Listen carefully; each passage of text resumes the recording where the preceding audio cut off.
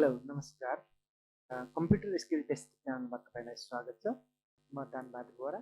आज हामी कम्प्युटर तथा ल्यापटपमा व्हाट्सएपको प्रयोग कसरी गर्ने र यसका फाइदाहरू के छन् भन्ने कुरा हामी सिक्न गइरहेका छौँ है।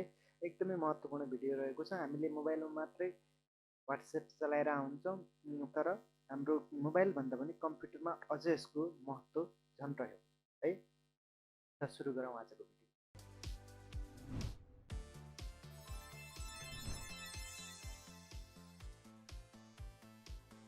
मोबाइलमा त लगभग सबैले व्हाट्सएप चलाइरहनु भएको छ होला। व्हाट्सएप, भाइबर अथवा टेलिग्राम, जुनसुकै पनि मैले एउटा व्हाट्सएपको उदाहरण दिइरहेको, एकदमै पपुलर छ व्हाट्सएप।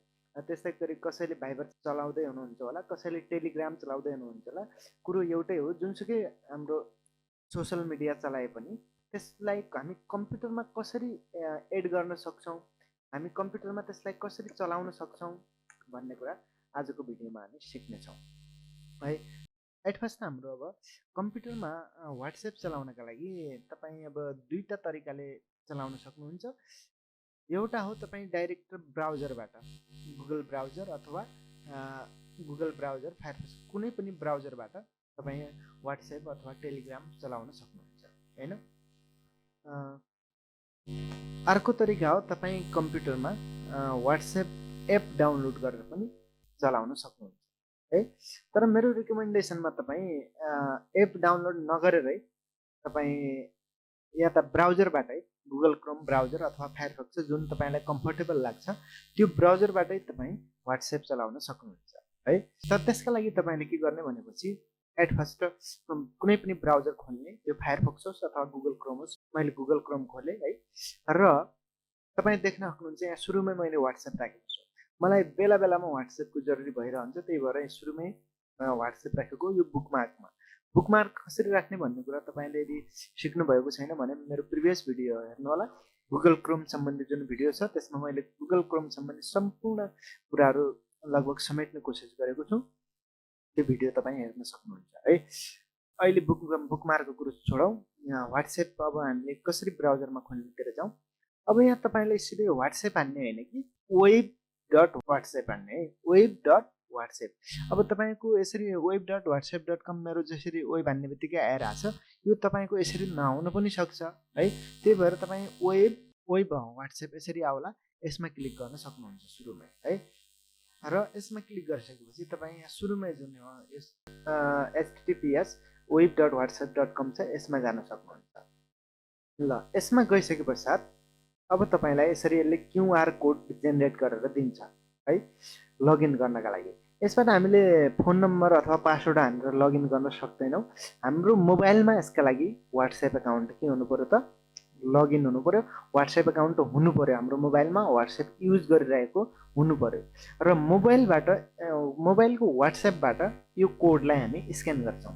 त मोबाइलबाट कसरी स्क्यान गर्छौँ यसलाई हेरौँ है। मोबाइलको प्रोसेस हेरौँ अब हामी। त यो मेरो मोबाइल रहेको छ हैन, तपाईँ व्हाट्सएप एप देख्न सक्नुहुन्छ मेरो मोबाइलमा। अब व्हाट्सएप एपमा जानुहोस् पहिला है। व्हाट्सएपमा एपमा गइसकेपछि तपाईँलाई यसरी अब सिम्पली मेसेजहरू तपाईँ आफ्नो साथीभाइलाई पठाएको मेसेजहरू नर्मली देख्न सक्नुहुन्छ हैन। अनि त्यसपछि तपाईँ देख्न सक्नुहुन्छ कर्नरमा, माथि कर्नरमा तीनवटा थोप्लो देख्न सक्नुहुन्छ। त्यो कर्नरमा को तीन थोप्लोमा क्लिक गर्नुहोस् र त्यसबाट अब लिङ्क डिभाइसमा क्लिक गर्नुहोस्। लिङ्क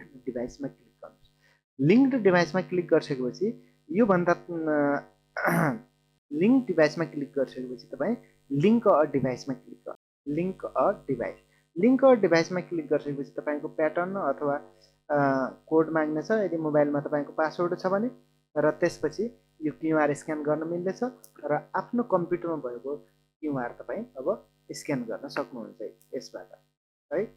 ल, यसरी क्युआर कोड तपाईँले व्हाट्सएपबाट स्क्यान गरिसकेपछि लिङ्क डिभाइसमा क्लिक गरेर तपाईँको कम्प्युटरमा पनि व्हाट्सएप लगइन हुनेछ है। जस्तो यो मेरो पिसीमा तपाईँ लगइन भइरहेको देख्न सक्नुहुन्छ। ल, लगइन भइसक्यो। अब मोबाइलकै जसरी हामी पिसीमा पनि व्हाट्सएप चलाउन सक्छौँ।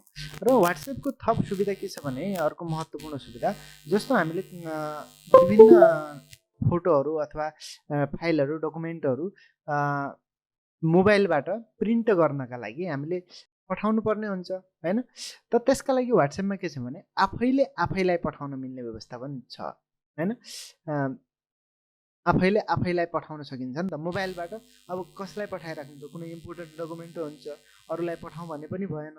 त्यही भएर WhatsAppमा आफैले आफैलाई मोबाइलबाट पठायो, त्यसपछि यहाँबाट मजाले डकुमेन्टहरू डाउनलोड गर्यो हैन।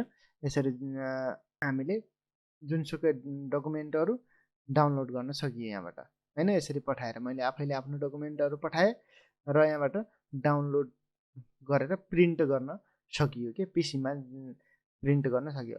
र इमेल भन्दा पनि यो अलि फास्ट हुन्छ, इमेलमा ढिलो पनि हुनसक्छ हैन।